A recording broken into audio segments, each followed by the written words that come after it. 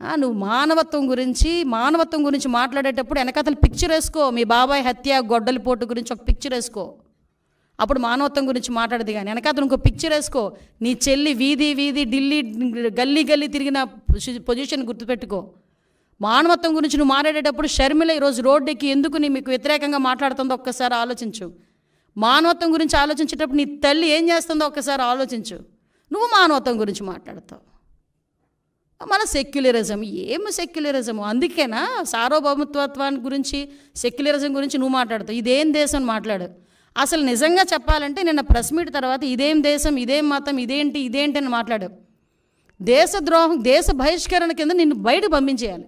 Of course నువ్వు ఎలాగో వెళ్ళిపోదావు నిర్ణయించుకున్నావేమో కాబట్టి ఇలాంటి మాటలు మాట్లాడుతున్నావు.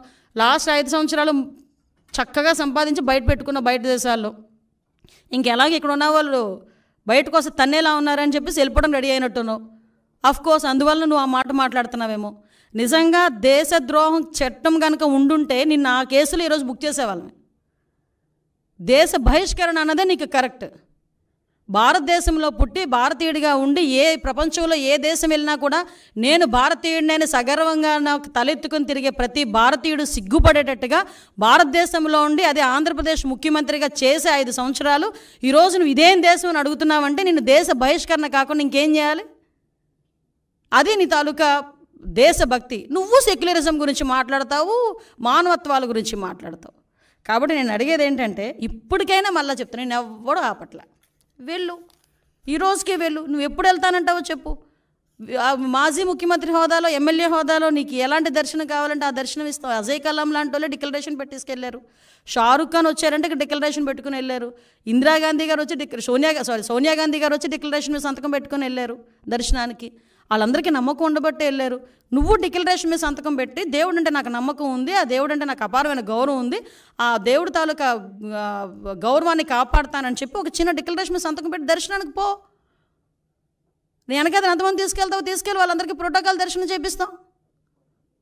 అంతే తప్పించి ఈరోజు నువ్వు ఇష్టం లేక, హిందుత్వాన్ని గౌరవించే సత్తా లేక, గౌరవించడం కూడా ఇష్టం లేక ఈరోజు తిరిగి మా మీద బురద చల్లడానికి ప్రయత్నం చేసే పరిస్థితి ప్రజలందరూ కూడా గ్రహించున్నారు.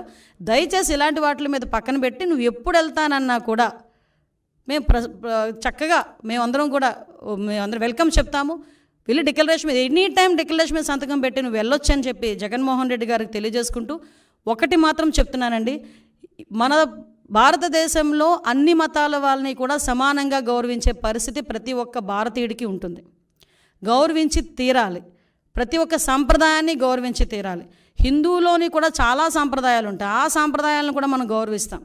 అటువంటి పరిస్థితుల్లో ఒక కలియుగ వెంకటేశ్వర స్వామి అంటే ప్రపంచంలోనే ప్రాశస్తమైన గుడి. చాలామంది మొక్కుబడులు ఏ రేంజ్లో తీర్చుకుంటారంటే కొంతమంది ఎక్కడున్నా ప్లస్ కాలినడకన వస్తారు, కొండ మీదకి కాలినడకన ఎక్కుతారు, మోకాళ్ళ మీద నుంచి ఎక్కుతారు కొంతమంది. అంతమంది నమ్మకం ఉన్న, అంతమందికి ఆశీస్సులు ఇస్తున్న ఆ కలియుగ వెంకటేశ్వర స్వామి విషయంలో ఆ గౌరవాన్ని, ఆ ధర్మాన్ని పాటించకపోతే ఒకటేంటంటే ప్రజలు చూస్తున్నారు, ఆ దేవదేవుడు కూడా చూస్తాడు.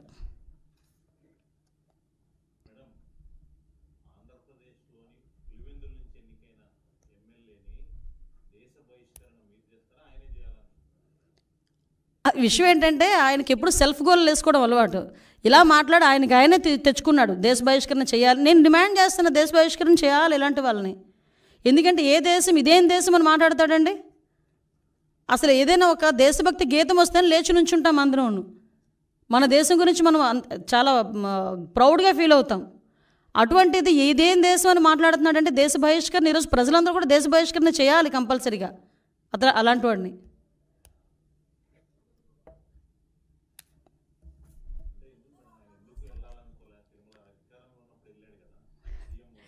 వెళ్ళాలి అంటే డిక్లరేషన్ ఇవ్వాలి. డిక్లరేషన్ ఇచ్చి వెళ్తే కనుక పరిస్థితి ఏంటో ఆలోచించండి ఒకసారి. ఇన్ని రోజులు ఎందుకు కనీసం ప్రసాదం తినడానికి కూడా అంటే ఇతగాడి పరిస్థితి ఎలా ఉంటుందంటే దేవుడైనా నా గుమ్మం దగ్గరికి రావాలనుకునే తత్వం అండి.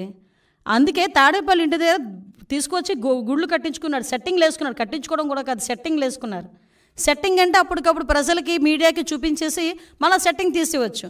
అదే తాడేపల్లి ఇంట్లో ఒక గుడి కట్టుకోమనండి, పర్మనెంట్గా ఒక వినాయకుడు గుడో లేకపోతే ఒక వెంకటేశ్వర స్వామి గుడి కట్టుకోమనండి, కట్టుకోగలడా? సెట్టింగ్లు అయితే వేసుకుంటాడు. ఎందుకు? జనాలకు చూపించుకోవడానికి. అదే జనాలకి ఆ రకంగానే 2014-19 మధ్యలో కూడా పిండ ప్రదానాలని అవని ఇవని ఆ స్వామీజీల దగ్గరికి వెళ్ళి ఈ స్వామీజీల దగ్గరికి వెళ్ళడం చేసి ఒక రకమైన క్రియేట్ చేశాడు. మళ్ళీ ఈరోజు డిక్లరేషన్ ఇచ్చి వెళ్ళమంటే ఎందుకంత ప్రాబ్లం? అతను డిక్లరేషన్ ఇచ్చి వెళ్ళడు అతను, ఎందుకంటే ఆ హిందుత్వం మీద అతనికి ఆ గౌరవం లేదు.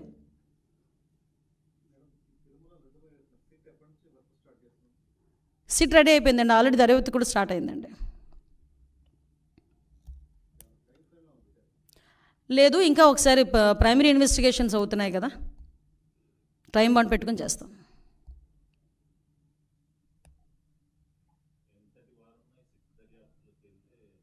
ఎలాంటి వారైనా ఏ పొజిషన్లో ఉన్నా ఈ సిట్టు దర్యాప్తులో కనుక తప్పు చేసాడు అన్న సంగతి తేలితే శిక్ష తప్పదు.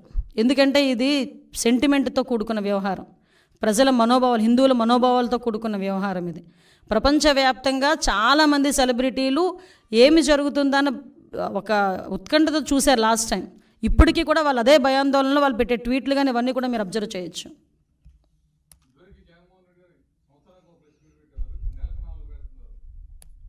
అంటే నాకు తెలిసేది కూడా నెలకి 4 కూడా క్లోజుల్లో పెడుతున్నారట.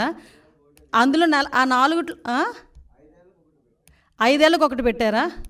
అన్నీ బటన్ ఒకటే కదా 5 ఏళ్ళలో కూడా. సో ఇప్పుడు ఏంటంటే అధికారం లేదు కదా, అందువల్ల పెడతాడు. కర్మ ఏంటంటే నెలకి 4 పెట్టినా 40 తప్పులు ఉంటాయి అందులోని, అది వేరే విషయం. నేను ఒకటే చెప్తున్నా, అది కూడా బహిరంగంగా బయటకు వచ్చి మారడమనండి. చర్చిలకి రమ్మంటే రారు, ఇన్సైడ్లో కొంతమందిని అలౌ చేసి మాత్రం ప్రెస్ మీట్లు అంటారు. మళ్ళా పులి ఎలివేషన్స్ మాత్రం మామూలుగా ఉండవు.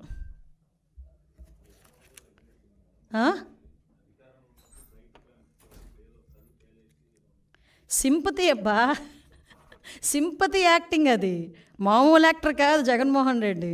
అందుకే మీరు అబ్జర్వ్ చేయండి, నేను నిన్ననే అనుకున్నాను ఈ మాట కూడా, గ్లో తగ్గినట్టు ఉందండి మనోడికి అని. అప్పుడే మొదలు పెట్టేశాడు సింపతి యాక్షన్లు. 3 నెలలకే జనాల దగ్గరకు వచ్చి బేల మాటలు, బేలగా కనిపించటం, పేలవంగా కనిపించడం, నీరసంగా కనిపించడం, ఇవన్నీ ఏంటంటే జనాల్లో అయ్యో పాపం అది అయిపోయింది. జగన్మోహన్ రెడ్డి ఆ టర్ము, ఆ టైము అన్నీ అయిపోయినాయి. ఇంక నువ్వు ఎన్ని ఆశాలు వేసినా జనాలు నమ్మే పరిస్థితులు అయితే లేరు.